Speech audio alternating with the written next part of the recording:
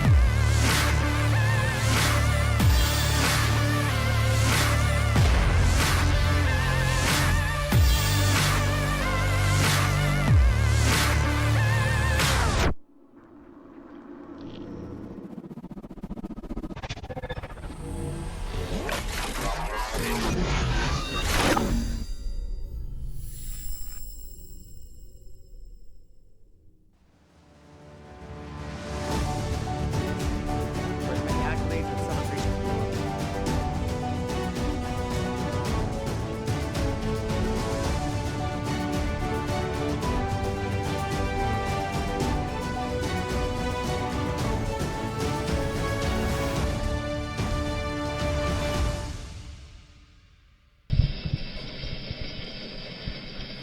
It's a song. It's queuing. I didn't do the timing right. There.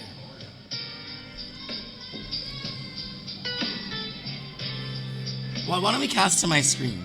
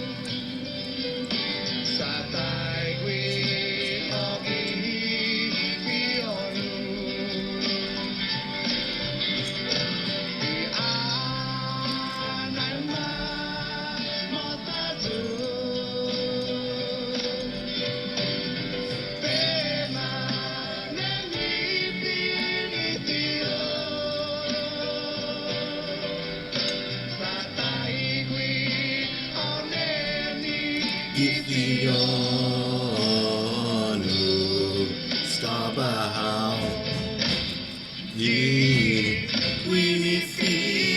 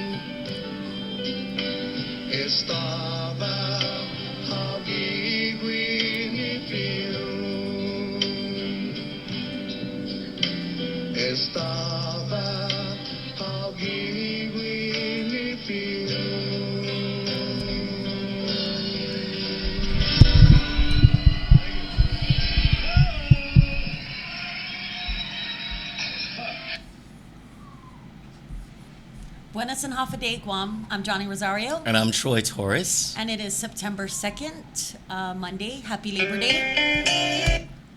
Sorry. I was on a roll there, too. Sorry. From our studios in Tumon, Guam. Welcome, everybody. Half a day. How was everyone's Labor Day? And happy birthday, Romeo Carlos. Happy birthday. Happy birthday, Romeo. My cold ain't going away. Like, if I die of pus-mu, that'd be like a really embarrassing thing. So I think I'll go to the doctor tomorrow and figure it out. Because this whole like sweating it out thing ain't working. It's just helping me to eat more. That's really it.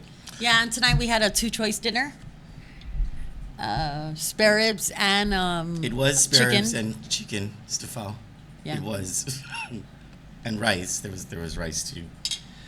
So that was Gunaifin Munglu by J.D. Crutch, and his kids were there singing. I loved it. I loved that video. Right? Yeah. And the female vocalist was Dr. Azurdi Rossetti, the one who is a principal who makes less money than most people at Adderloop. You know, just putting that one out there. So tonight our lineup involves the fight for self-determination, the fight for political self-destruction. But just a little brief thing about that as an intro to the self-determination thing. Mm-hmm. Our power bills and back and forth between Guam Power Authority and the Consolidated Commission on Utilities against Senator Clint Rigel. And we're going to start with Hurricane Dorian.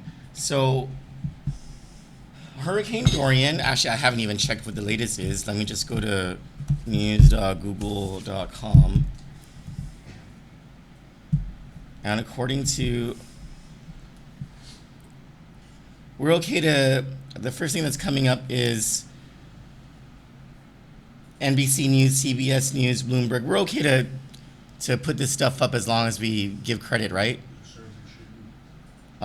So, according to CBS News, Hurricane Dorian slammed the Bahamas as monster Category 5 storm. This was 16 hours ago. Hi, You everyone. can go ahead and I'm cast to my Luciana. screen. Thank you for joining us. Hurricane Dorian is slamming parts of the northwestern Bahamas. The storm made landfall as a Category 5 storm in the Abaco Islands Sunday afternoon. It is the strongest hurricane in modern records for the area. The storm's maximum sustained winds have increased to 185 miles per hour, and forecasters say a life-threatening storm surge of up to 23 feet is possible there. CBS News weather producer David Parkinson has been tracking this storm. So, David, what do we know right now? I mean, that 23-foot storm surge, to put that in perspective, that is beyond a two-story building. Yeah. Those are islands that are maybe 3 or 4 feet high. So that is as life-threatening and as dangerous as you get as a situation. And the fact that we have a storm at 185, which is pretty much in the top 5 for storms, period, in the Atlantic, Gulf, or Caribbean, that puts it in such rarefied air that the destructive power of this storm that we have right now is 4 times what it was yesterday. It is the equivalent of at least an EF4 tornado over an area for an extended period of time that could be a day or two. I mean, that's the problem, is if this storm, in fact, does not move, it is going to just keep pounding the same places. Usually a hurricane gets a move on and you're only in the eye wall for an hour or two. That's not the case. So if we take a look at the graphics that we have in terms of your actual eye wall, you can see it just crossed right over the center. There it is right there, right over Marsh Harbor. So they have a nice window where they're in the eye, and then they're just going to absolutely get smacked by the worst winds imaginable on this storm. So 185 mile an hour winds, that is the latest. It's still about 200 miles east of West Palm Beach, and it is moving west at 7. It needs to slow down at some point. That's the problem, because here's the deal. This wind field is going to get closer and closer to the Florida coast as you go into Monday, Tuesday, and Wednesday. How close it gets has everything to do with the track. So when we take a look at what that track looks like, the key thing that you're going to notice here is this is going to stay a Category 5 as it makes that pass very close to the U.S. The skinny red line is the center of the track. It is the area where, in order to minimize their error, they put it in. So that is not to say that is the best guess. Anywhere in the cone is possible, which means West Palm Beach is in the cone. Stewart is in the cone. Vero Beach is in the cone. So all of those places by no means can let their guard down. Even though the center line is offshore, they are very much in play for a landfall. Then it makes its track further north. And again, you can see eastern Florida is still very much in the cone by Wednesday morning, through Daytona, through Jacksonville. And then as we continue to move up towards Georgia and the Carolinas, all of those places are still very much in play for later on in the week. So we see this cone. Based on what we know right now, how much of a threat is this to the U.S. mainland? It is a very serious threat. There is a reason why I can't remember up until now having to wait so long for storm surge guidance, for evacuation warnings, and it's because we really don't know what's going on. Here's the problem with this storm. It's very uncertain. You've got high pressure that's sort of locking it in place. There it is there, right? It's cocooning it. The question is, how far west does it go? How far west does it drift? And then when can it finally clear? So at some point, the ridge of high pressure will start to sort of break down, and what will end up happening is there will be a chance for it to move north. But we don't know where that exact time is going to be. And there is a 24 to 48 hour window where we don't know. And so the difference, a 1 mile an hour difference in 2 days, is 50 miles. That is everything between having a glancing blow and a landfall. So there is a lot of uncertainty still in play here. But here, this is sort of the dire case. Let's just say we have a landfall. This is what it might look like. Here's our future model that shows you can see the storm center is just offshore, and then it makes that pass towards Melbourne and makes that landfall. That is your worst case scenario. That would be Tuesday into Wednesday. So that's why it's so critical that people start making their plans now. A better case scenario keeps the storm offshore. You can see right there all that heavy rain over Freeport in the Bahamas, but you can see there's still some impacts along the coast. It's just not as bad. So if you are in one of these southeastern states here, what should you be doing right now? So what you need to be doing right now is finishing up your hurricane preparations. If there's an evacuation order that's in effect, you need to be heeding it. Again, we just have such uncertainty here that I can't give you guidance in terms of exactly when or where. I just can't. I would be, and anyone who tells you that they can is lying. There is a range of possibilities that we won't know until tomorrow, which is going to come through.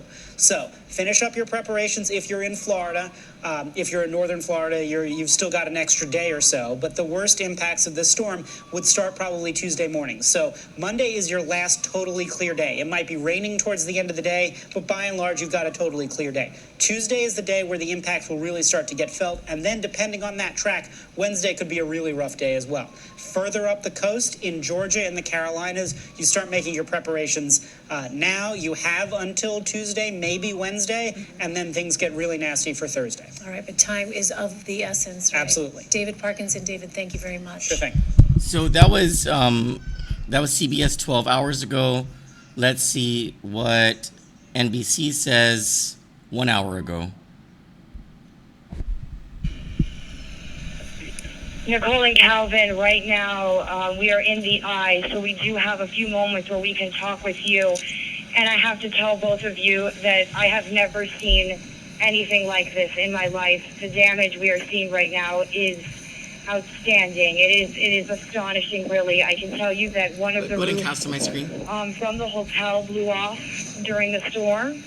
The awning in which we were doing live shots earlier this morning has completely collapsed. So thank goodness Brandon told us to get out when we did, because shortly after we did, it completely collapsed. We rode out the storm in the bunker room, actually in a fitness center that was right next to the bunker room, and the door was not able to stay shut. We had to hold on to the door for about 10 minutes because if we let go, it would have blown off, but we were able to get a wire to tie it down. What I'm seeing right now, the storm surge is significant. There's so much water right now that it has taken over some tiki huts that were on the beach. It has also taken over a part of the hotel. Near the restaurant where we have been eating dinner is now underwater. The docks are underwater as well. Some of the balconies have blown off. Some of the balconies are hanging on by a thread, and I'm sure when we get this second round, sort of the tail end of the eye, I don't think these balconies are really going to make it. Ryan and I have not been able to get inside our rooms, so we don't know the damage inside our rooms in terms of flooding. I tried to walk upstairs to my room, and there was so much debris covering the hallway, and the wind was also very strong. I couldn't really quite make it there. There was a truck as well that was parked about 20 feet away, and then the storm pushed it all the way up. And like I said, the damage is like something I've never seen before, and this is just at a resort. I don't even know what the rest of the island looks like. Calvin and Nicole, one thing I really want to let you guys know and everyone at the station know is that Brian and I are okay. I believe they're watching right now, but you can let my mom and dad know I'm okay. And let Brian's wife know that he's okay as well. We are hanging on, but this is incredible. And people walking out, looking around, there are tears in their eyes because they just know that the rest of the island must look devastating.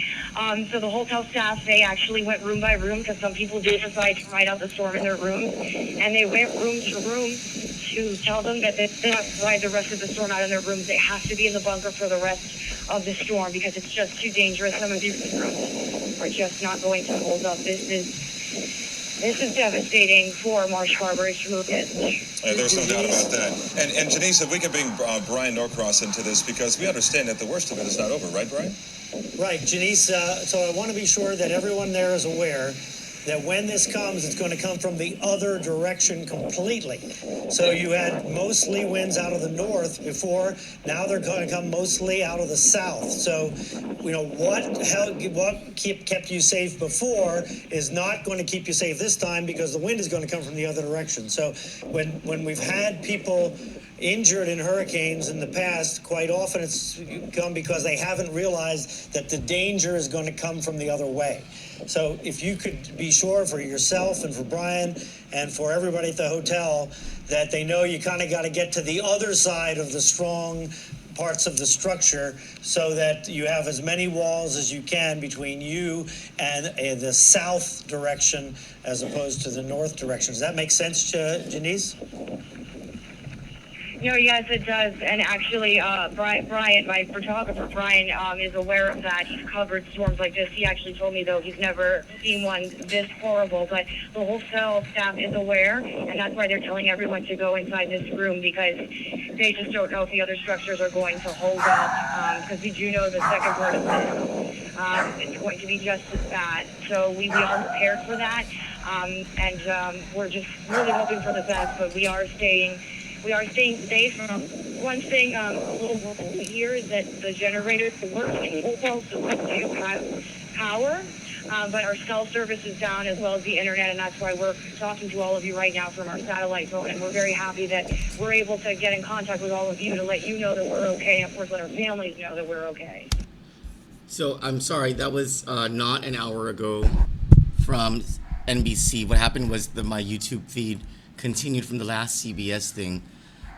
As of 1 hour ago, in a story by Yulia Talmazan, NBC News, catastrophic Category 5 Hurricane Dorian inched across the northern Bahamas early Monday, lashing the archipelago with 200-mile-per-hour wind gusts and flooding the low-lying islands with a storm surge of up to 23 feet above normal.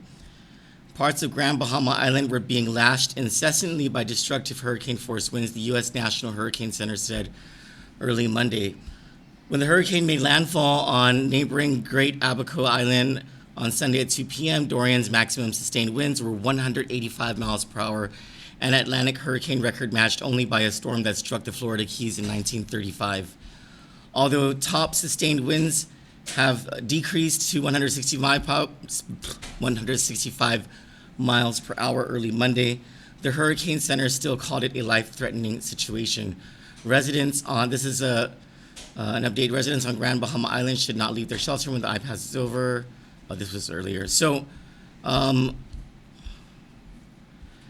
hurricane was 120 miles east of West Palm Beach, Florida, as of 5 a.m. Eastern Time on Monday. Right now it's Monday Guam time, Toronto Standard Time at around 9:30 p.m. So that wasn't too long ago, actually. That was just about a couple of hours ago that it was 120 miles east of West Palm Beach, Florida. And the last that I heard, it was traveling at 3 miles an hour. Is that correct? Mm-hmm. So we've had our brush with a life-threatening typhoon. Hurricane typhoon is the same thing. It's just in the the western hemisphere, it's called a hurricane. On this side, it's called a yeah. So we've had, I believe, Super Typhoon Pongsona was clocked at 180 miles an hour. So, I think it went over the scale. Cause something broke, right? Yeah. Like a whatever broke. It's more than that. Yeah. And so. A barometer, is that what it's called? Yeah, it broke. And then we had Super Typhoon Karen, but I'm too young to remember that. Yeah. That was a long time ago. Super Typhoon Pongsona, and I wasn't here. Oh, you weren't? Oh, you were in the States? Yeah. Oh, okay. It was pretty bad. Like, it was so bad that civil defense didn't prepare us at the time, but they didn't tell you that you had to open a couple of the windows in the house, otherwise the pressure would build so much that your sliding door would burst open. And I was at my brother's house, and I remember that was something, and the water was coming in. It was a really bad typhoon. I can't remember if anyone, I think someone did lose their life as a result. There was one person, if I'm not mistaken. And we've just been kind of spared ever since. Saipan, recently, maybe it was 4 years ago, I think it was, they had their brush with a very devastating typhoon. But in the wake of Pongsona, I remember there was international relief. There was national and international relief that came our way, helped us to restore our lives. And so Florida, well, the Bahamas just got hit. Yeah, they just got hit, and Florida is about to get hit. And we don't know if there's any tragedies yet, right? I don't know. I'm not sure, Chelu. It's just the eye that was going over. Well, someone actually, Caritas LG, I think it's Caritas LG, who just said, it was Jerome Canassa who says, prayers to those in the Bahamas and the family of the 7-year-old boy who drowned and his sister missing. Caritas LG says, believe it or not, there was 0 cans of Spam on the shelves here in Florida. Didn't even know these folks ate Spam, but there were pallets of Vienna sausage. It was a toss-up. I ended up getting a few cans of corned beef, channeling my memories of what my parents would have done when they were preparing for Typhoon Pamela. Thanks, Candid News Group, for the love and prayers. We are in the cone of uncertainty. We're as prepared as we can be. After all, we are Chamorros from Guam. This is not our first rodeo. Yeah. Only difference, these houses are not concrete. That's, right. Yeah. Giving it to God and grateful for the love and prayers for safety. It makes me wonder why, the building codes in Florida and stuff, because they get hit by hurricanes quite often, why FEMA hasn't been as strict with them as they were with us. Remember? To rebuild, yeah. Yeah, like if you didn't build concrete after, I think it was Paca, or it was a big storm, if you didn't use the money to build your house into a concrete home or whatever, then you wouldn't be qualified for FEMA assistance the next time around. Yeah. But in Florida, and even in Hawaii, the homes are still mainly wood, and they're not concrete structures. So our prayers go out to the people who've been devastated by this, the people who've been hurt by all of this. Mother Nature can be very brutal. Fury, yep. Yeah. And people in the Philippines as well, Troy, they get hit all the time too. So yeah. There's a couple of areas that are, they always get hit by typhoons. And Especially Saipan's flooding, last right? one was just last year. They had one last year? What was that one, Prim? Yeah, it was bad. I know they had one maybe or was it this year? 4 years ago that was no, really bad. just this past one. They had one just this Yeah. past. Oh Yeah. no, you're right. Yeah. You're right. My ex brother-in-law Glenn, there was. Yes, you're right. So, the point of this of showing everyone this, not just for everyone's awareness of what's going on the other side of the world, but so Candid is working with a couple of companies right now. We're trying to finalize some things, some partnerships, so that we can have a relief drive. We don't know what these people may need, though we're sure that food is going to be One of them. yeah, Water. food and water, yeah. Mm-hmm. And so Toiletries. yeah. And I don't know if money is going to be part of this drive, and maybe the Red Cross is going to be doing something. I don't know. But as far as we're concerned, at this stage in coordination of this relief drive, what I know for sure is the shipment of canned goods, water, toiletries, things like that. Whatever you can give from the bottom of your hearts for these people, for our fellow Americans, and those in the Bahamas, for our fellow humans. This is a humanitarian effort to help, and because we know what it's like to. So it's in the works right now. We'll let you know where the drive will be at. Yeah. And then of course, once we get it together, I believe our office will be also an area where you can drop the goods to. So we'll let you know more about that, and you can give us a call. Oh, by the way, for the past few live streams, and please share this on your personal pages and on the pages that you're on, and please share Candid News Group's page so we can get more likes and follows. We very much appreciate that. For the past few days, we've had the ability to take phone calls on live. So if you want to join in the conversation, you're more than welcome to. The number is 922-6397. That's 922-NEWS or 979-NEWS, 979-6397. The next thing we're going to talk about is our power bills, but let's have a quick break so I can have my fix.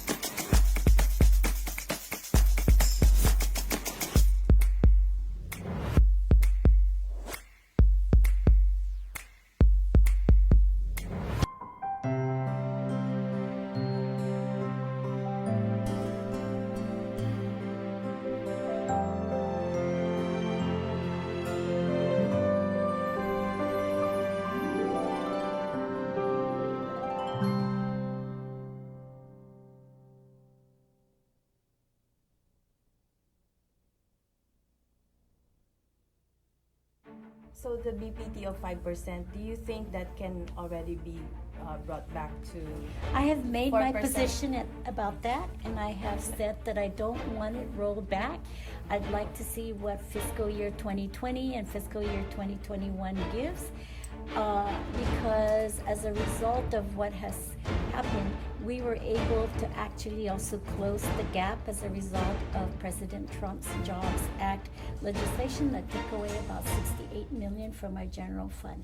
So those are the kinds of things that I am really looking at, Heidi, before, and I, like I have said, I have spoken to many business leaders also, and they are okay with the 5%.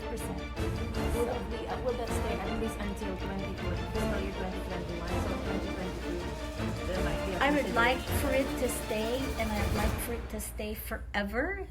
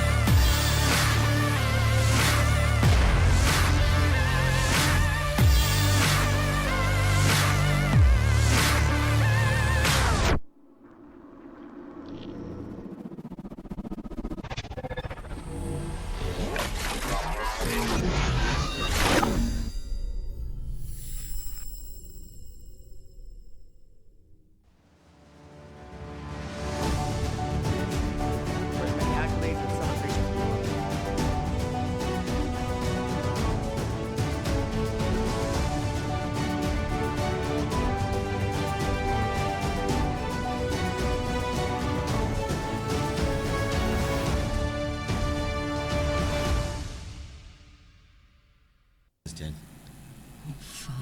Hi. Hi. How did you know? How did you know it's dead? Because Johnny Girl just said it's dead. Oh fuck. You didn't hear her? So how am I gonna get? Do the Apple thing. What is that? When you can send to another Apple device, AirDrop. I'm just gonna give you my computer. Oh, okay, that's fine too. Yeah, because So- Troy's a lesbian. Name that lesbian. So, Dumbo, man, you're cramping our style. So, Senator Clinton Rigel has been. Let me just comment on something real quick, okay? There are important things in this town to do. There's a lot of important baburias that we're all trying to uncover, all the corruption happening in the Leon Guerrero administration, the conspiracies between lawmakers and big corporate bigwigs to keep the man down. I'm not talking about the man. I'm talking about the people, the regular people. Yep. And I'll be damned if we're going to be distracted by political intrigue. Okay, so one of these important things is Senator Clint Ridgell is fighting to keep our power rates down. And there are specific things that he's doing, and we want to bring you that story right now as soon as they're all there. Just like 5 pages. No, but it's kind of small fonts. Oh, it's only 1. Okay. Do you want to cast to the screen, Cello? Wait, let me open it.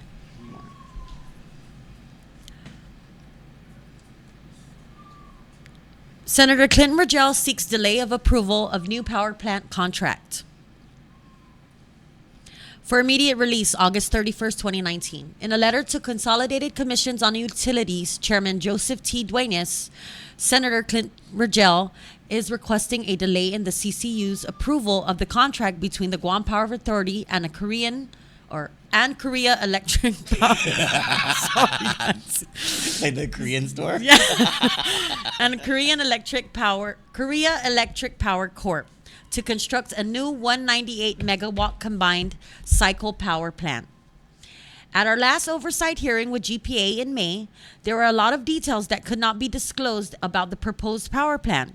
We are concerned that the contract was awarded to KEPCO. Many ratepayers are still left in the dark about how the construction management and operations of this power plant will affect our power bills, and eventually what the impacts will be to our environment and our community at large. Discussions among GPA, the CCU, and the Public Utilities Commission have included possibility of securing a new 30-year bond, restructuring existing bonds, and increasing GPA's base rate.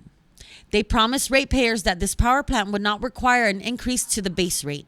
Now they are saying this power plant will likely require an increase the base rate. The estimated cost for the construction of this power plant is $400 million.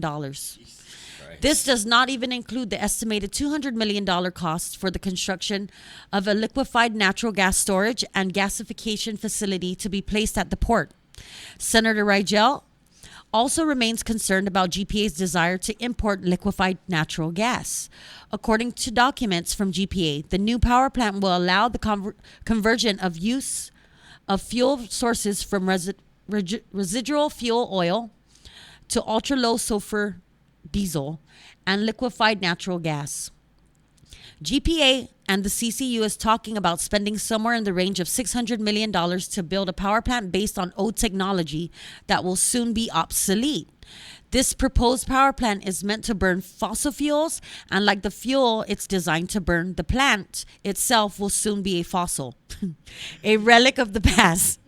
Should ratepayers be forced to pay for something for 30 years when we're not even sure we will be still using it 30 years from now? We saw what you did there, Clint. We saw what you did. Yeah. There are too many unknown factors with this proposed power plant and what it will cost the people of Guam. I'm calling for another oversight hearing, which will take place on September 10 at 9 a.m. before this proposal reaches the PUC. Until that hearing date, I'm urging the CCU to hold off on making a decision on approving this contract.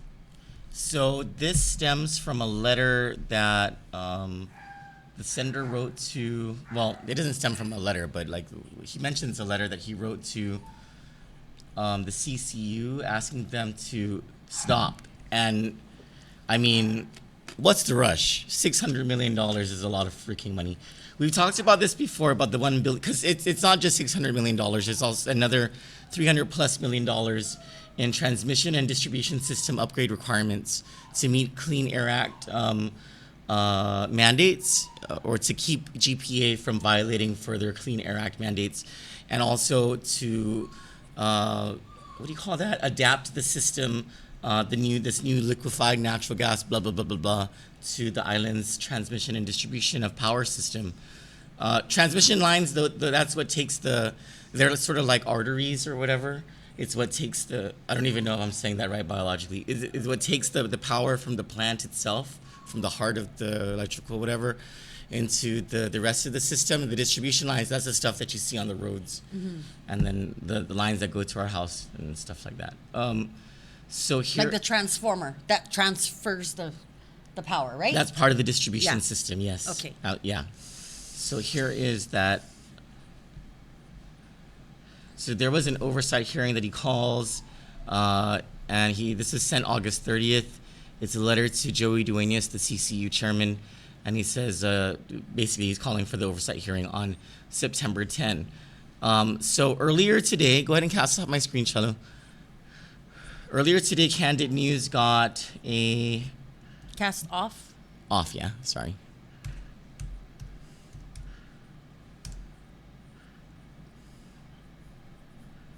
We got a message or a reply back to the senator's letter with a letter from the CCU. Thank you, Art Perez, for providing.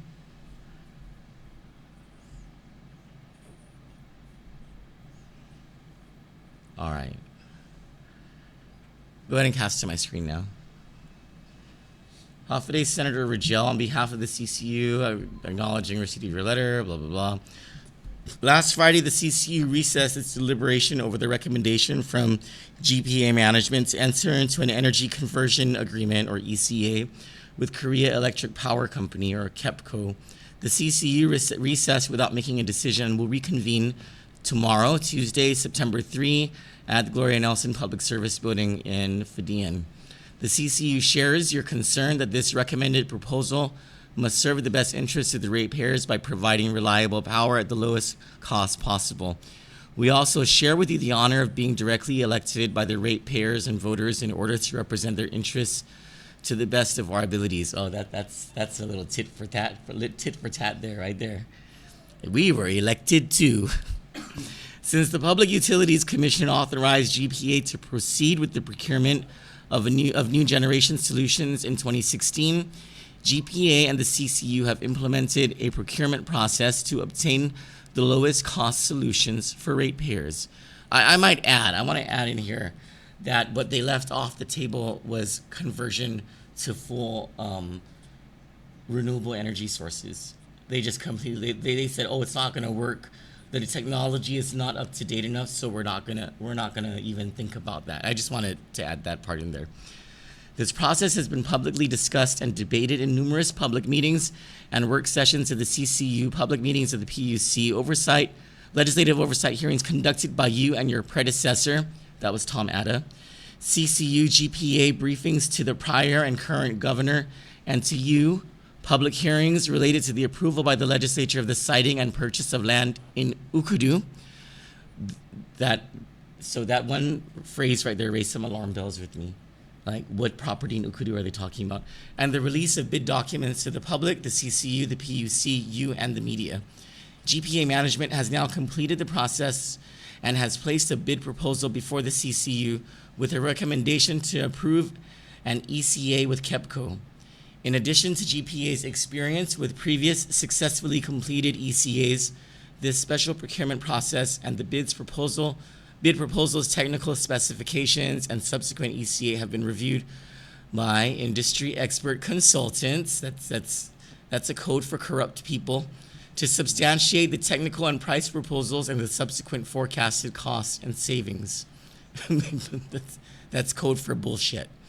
In compliance with the approved bid documents and Guam procurement law, the cost of the generation system being offered by the lowest responsible bidder, KEPCO, was released to the public, the CCU, you, and the media on August 22, 2019. The CCU began its extensive review that day at a duly noticed public work session and continued its deliberations during last Thursday and Friday CCU meetings. Obviously, there's a rush on this. The Tuesday session will mark our fourth day of deliberation on the recommendation. This is moving very fast. Oh, yeah. As a brief overview of our specific actions since August 22, the CCU has reviewed in detail. Point 1, the legal authority to procure and site the proposed facilities at Ukudu. That's a very important point. Point 2, the proposed technology solutions and whether the proposal meets the community goals of point 2A, reducing fuel consumption costs, which account for 65% of customer bills. I like point 2A. Point 2B, complying with environmental clean air standards. That's good. Point 2C, meeting load growth. So you know how like we have power fluctuations all the time? That's because we're demanding too much power than what the power system can generate at that we time. call it, what was it called? Load shedding. Load shedding. The Yeah. load shedding blues. Remember when Patty Long Diego was a GPA spokeswoman? And she used to tell us about the brown tree snakes. And then after maybe like the 1 year of the load shedding, everyone was like, bust a brown tree snake. Eh? What kind of brown tree snake was that? Point 2, I felt so bad for Patty. Point 2D, increasing our ability to add even more renewable energy assets. Oh, okay, well, I think that's BS. And point 2E, providing reliable energy while lowering the overall cost to ratepayers. I like that. Point 3, the projected cost of the project and the resulting net savings to ratepayers. So Senator Rajel calls bullshit on that. He's like, I don't understand how that can be a savings to ratepayers if you're increasing the base rate. Mm-hmm. And you said you're not going to increase the base rate, but now you're telling us you are. Of course. And there's a rush on this, Troy. Right? I've never seen government move so fast. Mm-hmm. That's faster than the DMV. You know, like Yeah. you can get a $600 million power project approved faster than you can get a real ID. Or a business license. Or, yeah, definitely. Because you have to go to That's 10 the stops. Department of or what is that? Land management. Agriculture. Or everywhere. Yeah, you have to go. Anyway, so yeah, I mean, what is this timetable? They said 2016. no. When did they start their meetings? August 20. August 22, and then on last Thursday and Friday, and now again on Tuesday. Yeah. I think we need to look into the land. Yeah. Who's involved in this?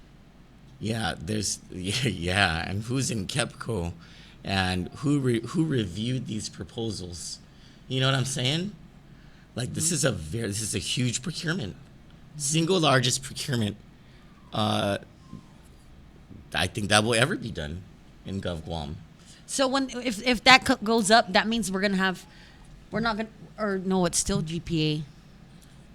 Which Right. is, yeah, GPA. Well, unless the legislature allows the opening of the market to the privatization of our power infrastructure, so that there can be competition.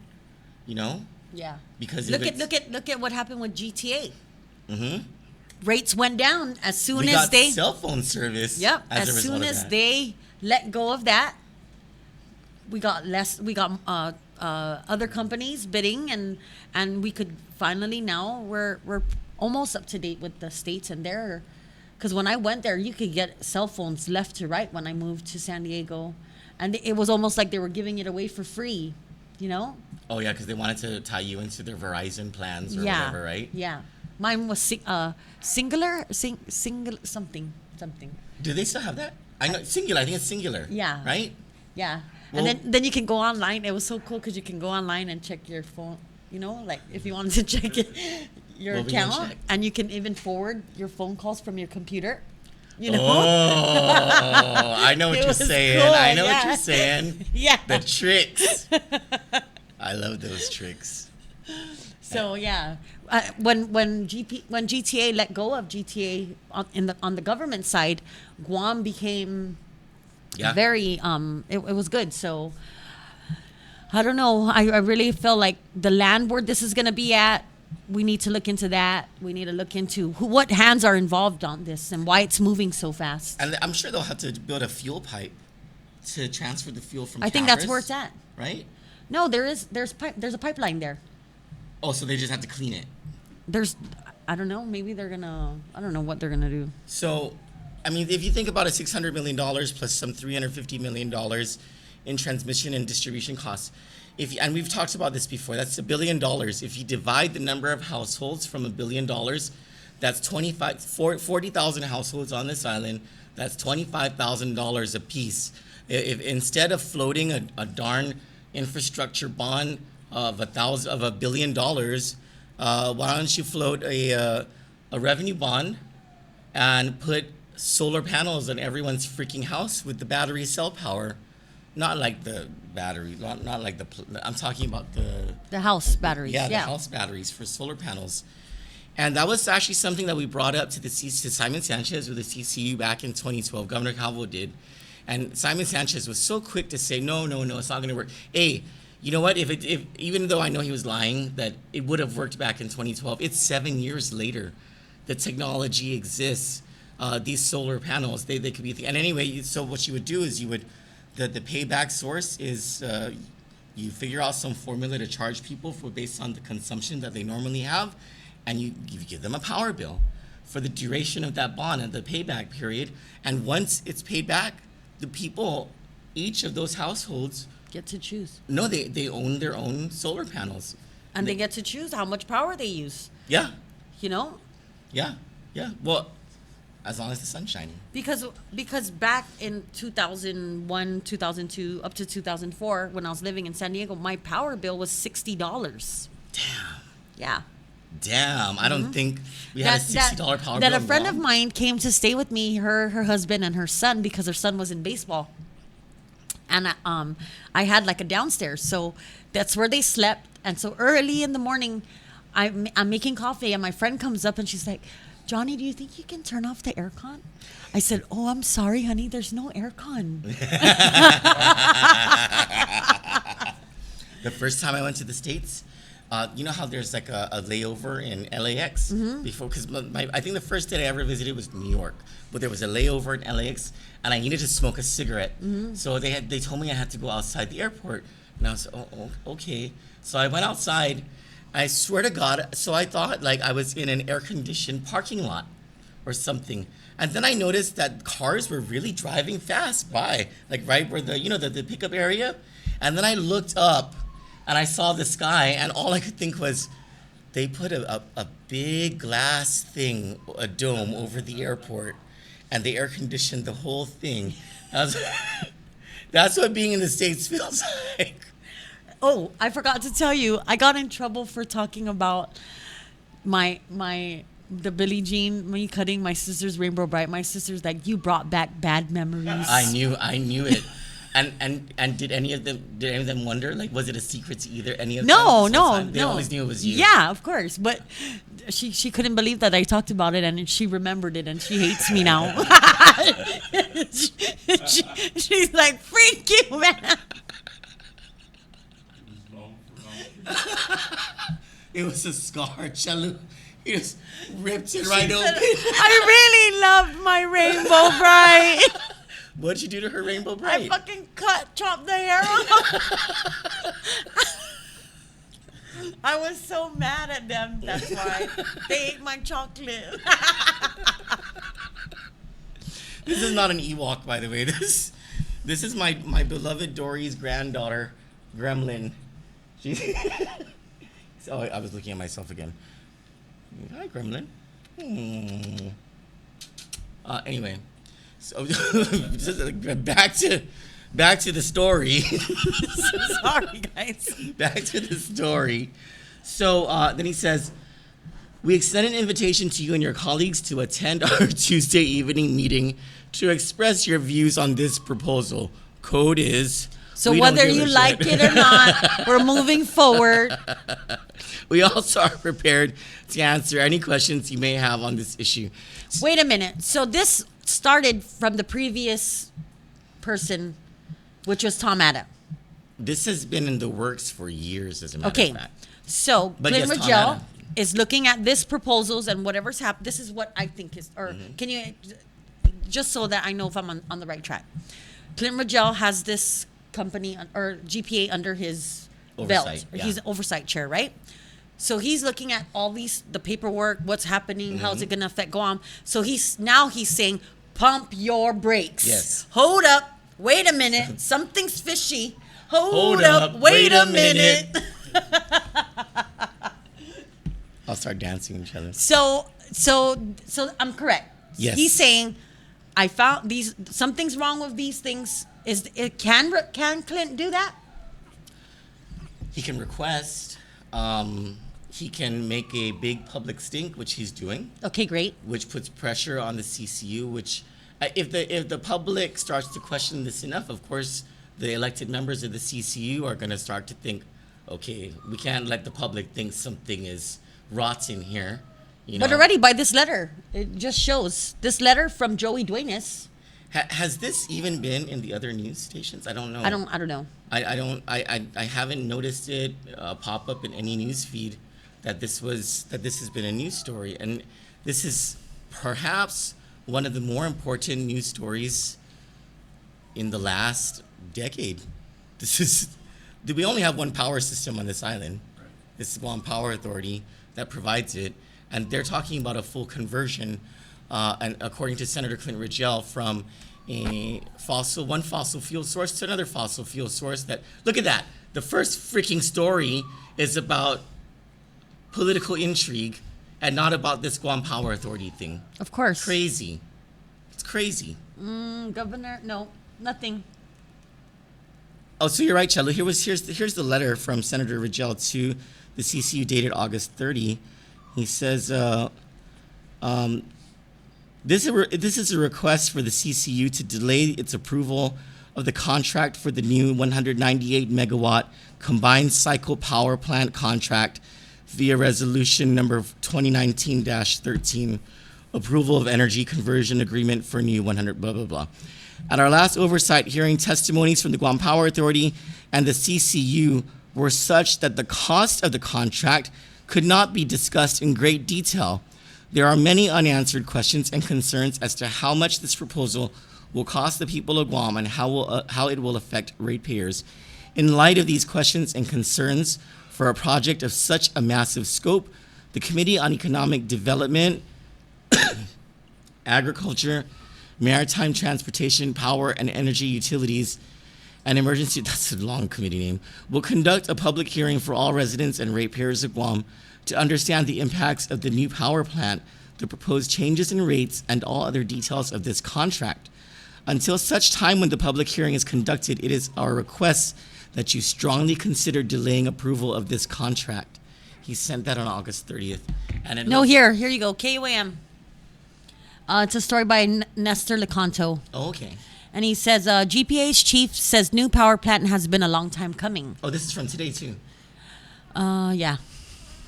September 2nd. Guam Power Authority General Manager John Benavides says it's been quite the journey planning for the new power plant. It began in 2013. Consent decree from U.S. EPA over emissions from the old Cabras plants in PD. He says environmental compliance, the age of their units, load growth, and integrated renewable were all factors in the decision for a new plant. They found strategically located land on the Harmon Cliff Line and selected Korean Electric Power Corporation from among 7 qualified bidders. Well, there you have it. They are, according to Joey Duenas, the CCU chairman, they are confirming their participation in the September 10 oversight hearing, but they never say whether they're going to actually pause. Wait, their read this. Let me read this. Yeah. KEPCO is South Korea's national power company. GPA will engage them in a public-private partnership. That, for whatever reason, that scares me. That sounds Whenever like they say public-private partnership, that bothers me. Because there's corruption probably involved. And will pay fixed capacity and operation and maintenance fees and fuel costs. We should probably figure out more about that. How do you pay fixed capacity and operation? How is it fixed when my monthly power is not fixed? It's sometimes it goes up and sometimes it goes down. Yeah. How would they? That doesn't. I don't know. Maybe I'm reading it wrong. The plant which will burn low sulfur diesel, but will also be equipped for natural gas, will be turned over after 25 years. Turned over to who? So that's like it's a build, operate, transfer. That's the kind of procurement it is, I think. But was this an IFB or was this an RFP? I don't know. This is so. I just got a tip that KEPCO released news of this 1 week ago. It was or 1 week prior to GPA releasing the news of the awarding. Interesting, very interesting. So, Senator, it's gonna go on whether you like it or not. But keep fighting because you never know. Like, and we'll follow this story as well. Something's fishy, for sure. And this is about a power. And you know how many people struggle just to pay the power bill, and they aren't poor people either. We're talking about middle class people, working people who have a hard time. Unless you have an office in Agana that charges you a fucking insane amount of power. Fucking cheaters. And that was in Koreatown. Fuck that. Fucking $1,200 power bill. Kiss my ass. This is why we're not in Agana anymore, PS. So let's take a break, and when we come back, we're going to have interviews with people who were at the march today, and we're going to talk about political self-determination.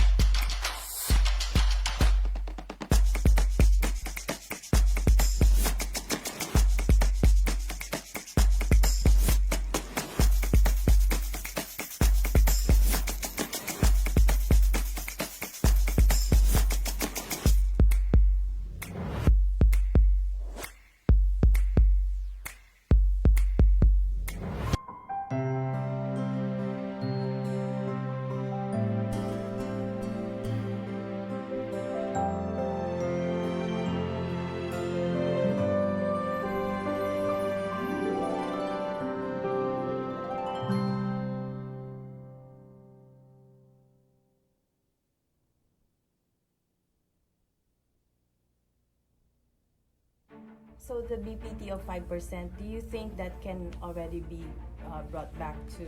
I have made my 4%? position about that, and I have said that I don't want it rolled back. I'd like to see what fiscal year 2020 and fiscal year 2021 gives, because as a result of what has happened, we were able to actually also close the gap as a result of President Trump's Jobs Act legislation that took away about $68 million from our general fund. So those are the kinds of things that I am really looking at, Heidi, before, and like I have said, I have spoken to many business leaders also, and they are okay with the 5%. Will that stay at least until 2021, so 2022, there might be a I would like consideration. for it to stay, and I'd like for it to stay forever.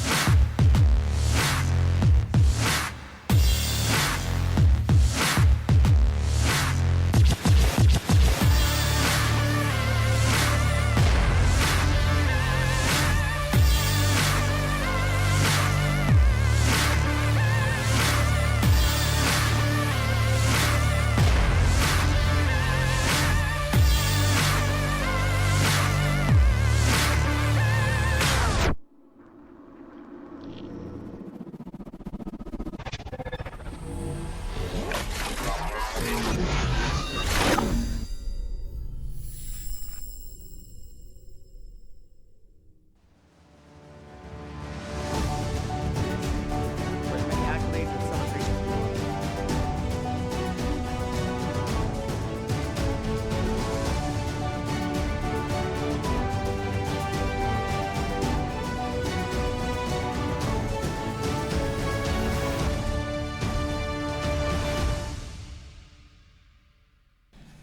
So I want to say something because I just cannot help myself.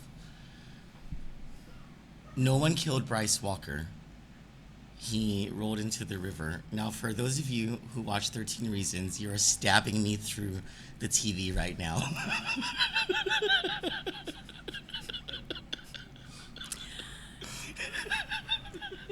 And I just think it's the funniest thing. You're so full of shit.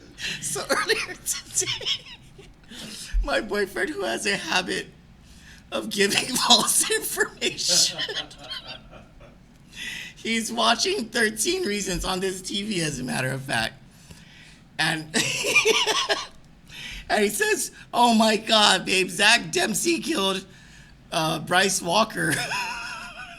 So he's watching it, and Zach Dempsey's giving a confession to the police that he killed Bryce Walker. So I get on our chat room, and Alicia Kanata, the Primera Business Taltal, is on it, and so I say Zach Dempsey killed Bryce Walker. And of course, Amy Jackson virtually stabs me through the phone. Because And I just show him the middle finger. And so I put it on the MDL chat, the Mariana's Dirty Laundry chat room.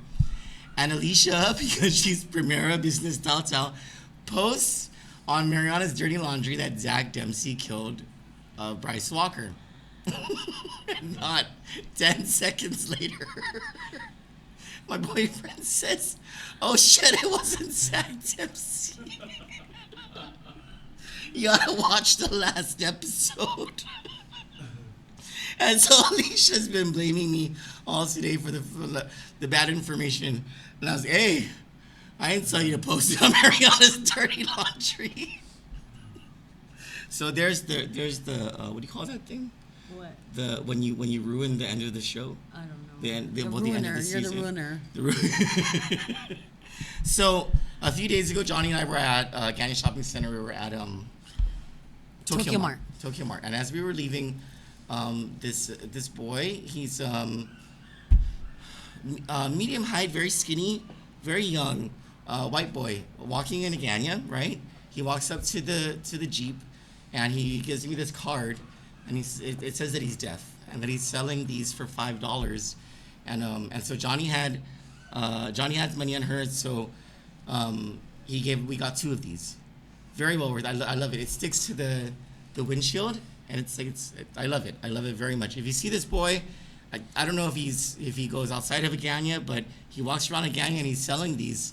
It's well worth the investment. $5. I don't know if I don't know if he made it or ordered it from somewhere. I don't know. But I loved it. I love it. I have 2 of these on my Jeep now. So today we had the self-determination walk, and Prim was our Lone Ranger today. No, Carlos. Oh, Carlos was there? Oh yeah? Yeah. Was he sweating? Was he sweating? He was sweating, right? No, I plead the fifth. You plead the fifth. Good answer, Still. Prim. Good answer. Still. Carlos is our boss. So there was a lot of people. More than 2,000 people showed up. I'm still on. I don't really know about this. I don't really.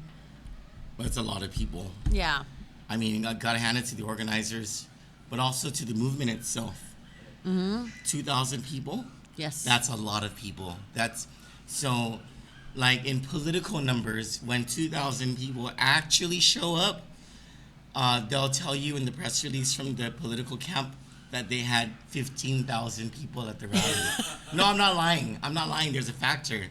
Like, because when I used to write the news releases for the pocket meetings, we would literally count how many people were there, and we would multiply by 4. And that was the number that we were going to report to the news. Everyone does it. So if 2,000 people actually showed up, if that's like a Guam Fire Department count, with the clickers and stuff, that is amazing. That's a huge amount of people. And so congratulations to the organizers and to those who believe in this cause. I'm someone who believes in political self-determination. Now, if you ask me what status I prefer, I used to be for independence, but then when my civil rights were violated, I was like, fuck that. We ain't ready for no independence. So, like, if I were to vote right now, I'd vote for either statehood or free association. Johnny was talking about status quo. And it's... Or if there's a big man that can come and save us from all this corruption, that would be great, too. Yeah. And just point, you're going to jail, you're a freaking snake, you are this and you are that. Let's get them out of here and let's start all over. I'm for that as well. Oh, then you would vote for my dad. Because my dad, when we were kids, my dad had road rage, right? But what I'm about to tell you might sound a little racist, and that's because it is. So my dad would be on the road. And hey, this is not what I believe, okay? This is what I just grew up hearing my dad say. So don't take it out of me. And just so you know, my dad, he's very close to the church. When I need to, these days, when I need to tell God something, like I'm going to ask my dad. So back then, whenever my dad would be impatient on the road because of other drivers who may have been in his way or may have had stuffed animals in the back of their cars or on the, my dad would say things like, there's too many goddamn Tagalos on this road, son. And then he would say,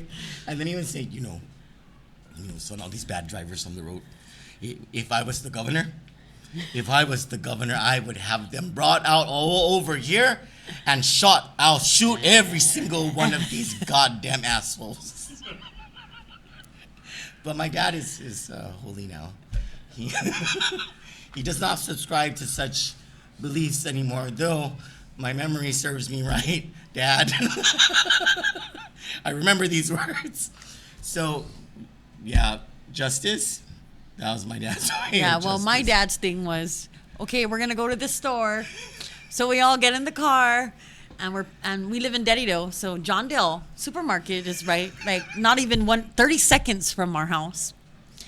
And so we're passing John Dale. I'm like, Daddy, right there's the store. We're not going to that store. We're going to Onadera. I'm like, what the heck?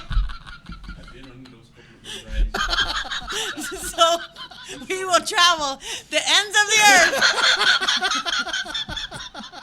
True story. Times have changed, huh? Shallow, times have Yes. changed. Well, that was like the 80s, right? I mean, now in our society, the so-called pariah or whatever is the chukis, right?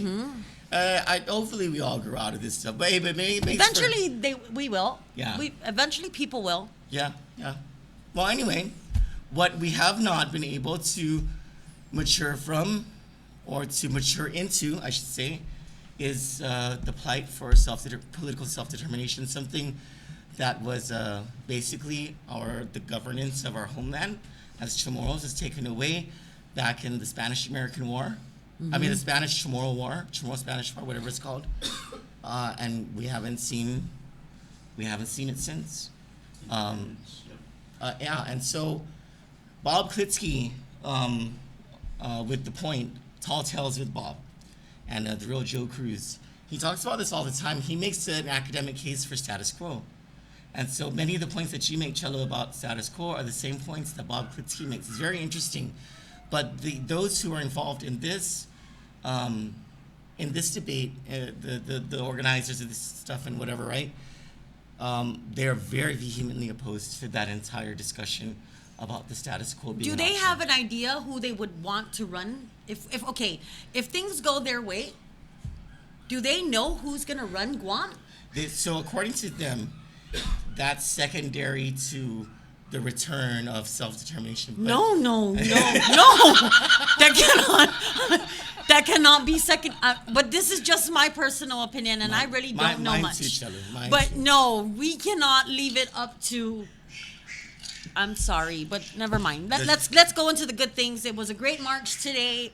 Let's. Let's see the people we were able to interview, and one of them guys was Ned Pablo. I love that guy.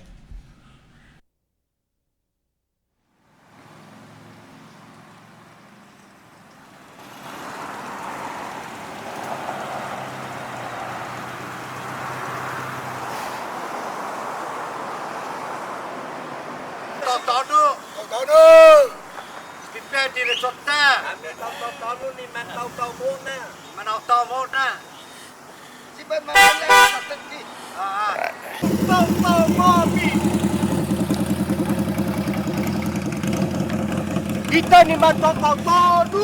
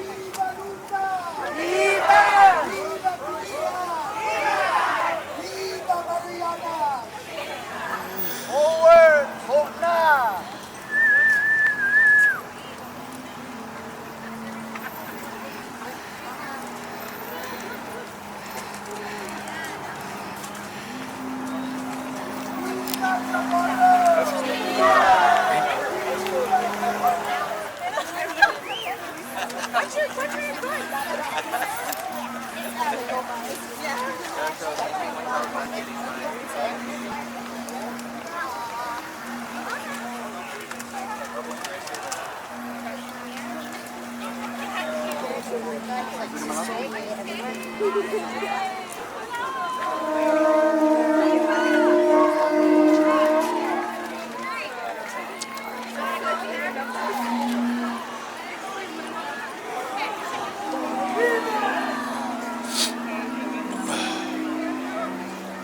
need to get him back on the other side of the road.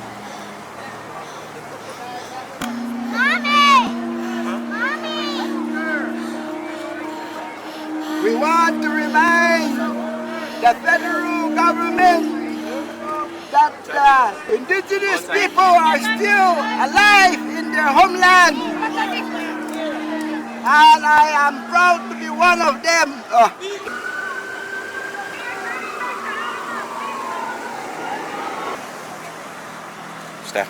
The Tautau have spoken. We are going to get our sovereignty and our rights as indigenous tomorrows of this island. Recognize us as indigenous tomorrows. Give us all our rights. Secede us in or allow us to have our sovereignty so we can claim the rights of our motherland. It does not belong to the U.S. The rightful owners are the Chamorros, the people of the land, the Tautau. So why do you march today, Ned? It's a human right that the U.S. has taken away from the indigenous Chamorros of Guam. They have honored our brothers and sisters to the north, Lutatini and Saipan. Yes, they had to fight for the little, but they honored the people in the FSM and the Republic of Belong. It's our turn now. Right on. Guam is next. That's Umoru.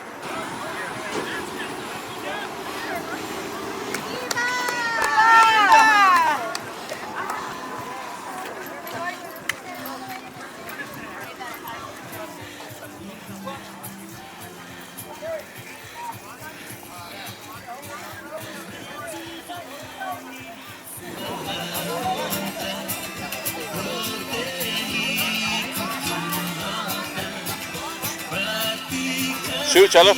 Go for it. Go for it.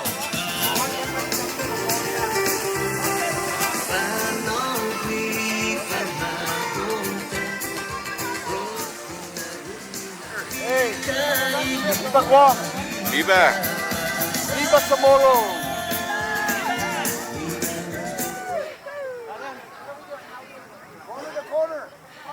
Once again, So if you could just, I guess, in a few words, explain the importance of the events today and Well, the importance of this event is that we wanted to get the message out that the quest for having the Chamorros exercise their right to self-determination is not over, in spite of the decision of the federal courts. And so this is not over ever until they exercise their right to self-determination. We are heartened by that turnout, which shows that, you know, this is not just the wishes of a few individuals who are, but this is really the wish of the Chamorro.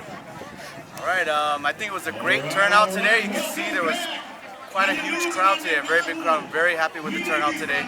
I think it's a good thing, you know, whether you're whatever political status you're in favor of. This just means coming together so we can start voicing that we need to have a vote for self-determination so everyone can have a say in what the political status of the island can be for Chamorro self-determination. right on. And what do you think about the turnout? I think the turnout's great. I was actually very pleasantly surprised. There's a lot of people here today, and it shows that a lot of people are interested in Chamorro self-determination. Right on, Chalo. It's very heartening, I think, especially to watch former Senator Narissa Underwood. So she's not ethnically Chamorro. She's Chamorro by injection. She's married to Dr. Robert Underwood, who was, I believe, the organizer or one of the organizers at the event. It's very heartening when I see people who support our right of self-determination and who believe in it. And I didn't know that she's a member of the Organization for People of Indigenous Rights, which is a very long. That's back in the 70s. I think that it was created by Robert Underwood and Hope Cristobal. So thank you. God bless you, Dr. Narissa Underwood. Very nice. And Cello, you got Ned Pablo. He said some nice things, right? Senator Clint Rogel. Danny Jackson. Danny Jackson. Love Danny Jackson. And his wife.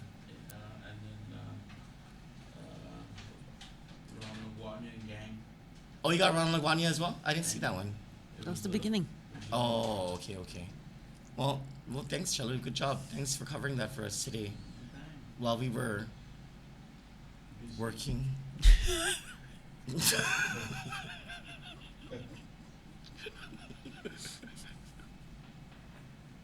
You have any commentary on this? No.